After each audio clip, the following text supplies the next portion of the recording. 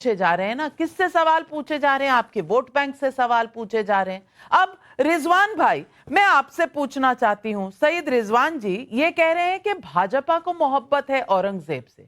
अगर भाजपा को मोहब्बत है औरंगजेब के से, तो ये फिर औरंगजेब जिंदाबाद के नारे क्यों लग रहे थे नागपुर में?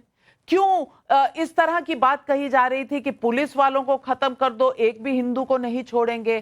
क्यों गाड़ियां सिर्फ वही जलाई गई जिन पर स्वास्तिक का निशान हो, हिंदू चिन्ह हो, गणपति बप्पा मोरिया लगा हो? क्यों हिंदुओं के घरों में जाकर तोड़फोड़ की गई? क्यों? और ये कौन है शमीम खान, जो एक पार्टी भी चलाता है, माइनॉरिटीज डेमोक्रेटिक पार्टी, और 1073 वोट भी मिलते हैं नितिन गडकरी जी के खिलाफ? ये क्या राजनीतिक आग नहीं लगाई गई नागपुर में? जी हाँ, शुक्रिया। जय हिंद, वंदे मातरम। अभी किसी ने बोला कि अगर बेरोजगारी औरंगजेब की कब्र खोदने से खत्म हो जाती है तो कब्र खोद दो। बिल्कुल अच्छी बात बोली। मैं भी बस यही तो बोलता हूं कि अगर मुसलमानों के मुस्लिम पर्सनल लॉ से और वक्फ एक्ट में संशोधन ना लाने से मुसलमानों की समस्याएं खत्म हो जाती हैं तो मुस्लिम पर्सनल लॉ भी रहने दो और पुराना वक्फ एक्ट भी रहने दो। लेकिन अगर 75 साल में ऐसा लगता है कि इन चीजों से मुसलमान का भला नहीं हुआ तो इन सब चीजों को बदल दो। इतनी सीधी सी लॉजिक है, पहली चीज। दूसरी चीज, नाविका, बात औरंगजेब की नहीं है, बात औरंगजेब की कब्र की भी नहीं। बात है औरंगजेब की विचारधारा को 500 साल बाद भी जिंदा रखने की। समझिए बात को। अब सवाल उठता है औरंगजेब की विचारधारा क्या है? सवाल उठता है वहां पे कुरान पाक या वहां पर हरी कलमा लिखी चादर जलाई गई या नहीं जलाई गई? इस मारे 3 घंटे बाद दंगा भड़क गया, यही कहा जा रहा है ना। तो ये बताइए नाविका जी, ये जो आजाद मैदान में 2 पुलिस वाले मारे गए थे और जवान ज्योति तोड़ी गई थी, वहां कौन सी हरी चादर जलाई गई थी? मुंबई में कोई जलाई गई थी क्या? अच्छा, संभल में तो कोई इस्लाम के खिलाफ नारेबाजी नहीं हुई। कोर्ट के आदेश पर 8 आदमी गए थे सर्वे कराने के लिए, वहां तो कोई चादर नहीं जलाई गई। वहां क्यों पत्थर चले? यह है विचारधारा औरंगजेब की, जो हिंदुस्तान की जवान ज्योति रोहिंग्याओं के लिए तोड़ने को तैयार रहती है। यह है विचारधारा औरंगजेब की, जो कोर्ट के आदेश को भी नहीं मानती और पुलिस पर पत्थर और गोलियां चलाती है संभल पर। तो आपको लड़ाई कब्र से नहीं लड़नी है, आपको कब्र नहीं खोदनी है, आपको उन लोगों का घर खोदना है, आपको उन लोगों के पांव खोदने हैं, उनके टकने खोदने हैं जो औरंगजेब की विचारधारा मजहब के नाम पर और राजनीति के नाम पर जिंदा रखते हैं। फर्क समझिए, लड़ाई विचारधारा की है, औरंगजेब की नहीं है। बिल्कुल कमलाकर त्रिपाठी जी, बहुत वाजिब बात कही है रिजवान साहब ने। दिक्कत है विचारधारा की, क्योंकि जहां आयत वाली चादर नहीं जली, पत्थर वहां भी चले, वहां पर भी दंगा फैलाया गया। क्यों? क्या ये विचारधारा है जो लोगों को इस तरफ ले जाती है? और इसी को गंगा जमुनी तहजीब कह रहे हैं, मिली जुली संस्कृति कह रहे हैं अखिलेश यादव जी।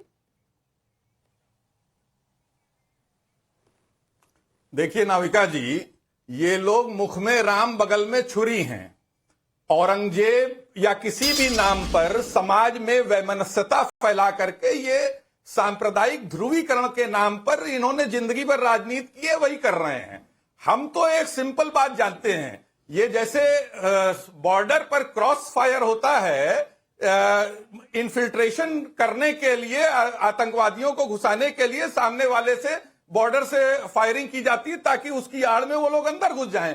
उसी तरह से महाराष्ट्र में अडानी को अभी मोतीलाल नगर विकसित करने के लिए 36,000 करोड़ का लैंड पार्सल देने का अप्रूवल हो गया। इसको इस पे कोई बात ना हो, उसके पहले धारावी स्लम को करने के लिए 600 एकड़ के जगह को 1260 एकड़ मांगी जा रही जमीन को अप्रूव किया गया, जिसमें बांद्रा कुर्दला कॉम्प्लेक्स जैसी जगहें आती हैं। तो ये इस तरह के वन तारा प्रोजेक्ट, एक रिफाइनरी को जमीन अलॉट हुई, वन विभाग कहता है कि उसके पास इस तरह की कोई जू की परमिशन भी नहीं है और एग्जिस्ट भी नहीं करता। वहां प्रधानमंत्री जी जाते हैं, हम आप अगर एक हमारे यहां तोता मिल जाए तो जेल जा सकते हैं, वहां पूरा पूरा प्राइवेट जू चलाया जा रहा है। किस इसका क्या तरफ आप भरोसा जा है रहे हैं कि वहां कमलाकर पर त्रिपाठी? राह कुछ भटकते तस्करी जाएंगे नहीं तो की जा आपका रही है। होगा क्या? मैं और इसी तरफ शिकारी जा रहा हूं। आएगा, दाना डालेगा, जाल बिछाएगा और फिर नाविका जी, इस किसी देश का में- शिकार करेगा। इस तरफ जाएंगे तो सबसे ज्यादा दिक्कत में आप ही पड़ेंगे, क्योंकि ये सब कुछ कांग्रेस के जमाने से चल रहा है, अब भी चल रहा था। गहलोत जी की सरकार में कितनी जमीनें दी गई, पहले ये पता कर लीजिए, फिर मैं आपसे बात करूंगी। लेकिन आज मैं पर्दाफाश करना चाहती हूं नागपुर में क्या हुआ, और मैं सुनवाना चाहती हूं कि किस तरह से कबूल किया गया है कि व्हाट्सएप पर अफवाह फैलाई गई। पहले सुनिए, अपने कानों से सुनिए और आंखों से देखिए, फिर डिबेट आगे करते। और वो हरे कलर की चादर थी, उस पे आयत कुरान शरीफ की पूरी आयतें लिखी थी, फिर उसको जलाया। ये आप एक बार मैं चाहूंगा, तस्वीरें आपने देखी या ये कहीं सुनी बातें? ये सर एक्चुअली वहाँ जो चश्मदीद लोग थे उन लोगों से बोला गया ये ना आपने सुना किसी से, आपने खुद ने देखा नहीं? नहीं सर, देखा तो नहीं है, मगर हाँ किसी किसी के मोबाइल पे ऐसे थोड़ा बहुत वो लड़के लोग जो दिखाते उसमें देखा है। लेकिन वो गलत भी तो किसी ने देखा नहीं है, कहीं सुनी बातें बता देखा हुआ है, लोगों ने देखा हुआ, लोगों के व्हाट्सएप पे आया है, लोगों ने आया है फोटो वगैरह भी तभी आया है। मैं बोला कर मैं आपको गलत करूंगा। अच्छा, मुझे बताइए, व्हाट्सएप पे आप बहुत इंपॉर्टेंट बात बता गए, क्या व्हाट्सएप पे क्या जानकारी आई? ये जो बताया इन्होंने जलाया, वो भी जलाया सब वो जलाया देखा पूरा हमने। बताया ना कल में का। अब अजय आलोक जी, ये क्या दर्शाता है? आ रही हूं अजय आलोक जी, वहां क्या कहा जा रहा है कि व्हाट्सएप पर आया था, किसी भी इंसान ने वहां देखा नहीं था अपनी आंखों से कि आयत वाली चादर जलाई गई। ये किसका वहां प्रयोग? सरकार किसकी है? अगर अफवाहें फैलाई जा रही हैं, वहां एलआईयू क्या काम कर रही है? देखिए नविका जी, सबसे पहली बात ये पूरी की पूरी सुनियोजित साजिश थी। अब कमलाकर जी को बोलिए चुप रहने, आगे नाथ ना पीछे पगा, क्या क्या बोलने लगते हैं। इनको पता ही नहीं है कोई चीज की। रिफाइनरी की जमीन सबसे पहले गुजरात में कांग्रेस सरकार नहीं दी थी। खैर, इनसे क्या बात करना है, इनको कुछ उनका सब कांग्रेस की रेल हो कमलाकर गई जी है। अब सुन लीजिए ना, अजय आलोक जी का मैं कह रहा समय है हूं बोलने दूसरी का, चीज, बाकी आज यहाँ से पे- डाउन कर रही हूं। अजय आलोक,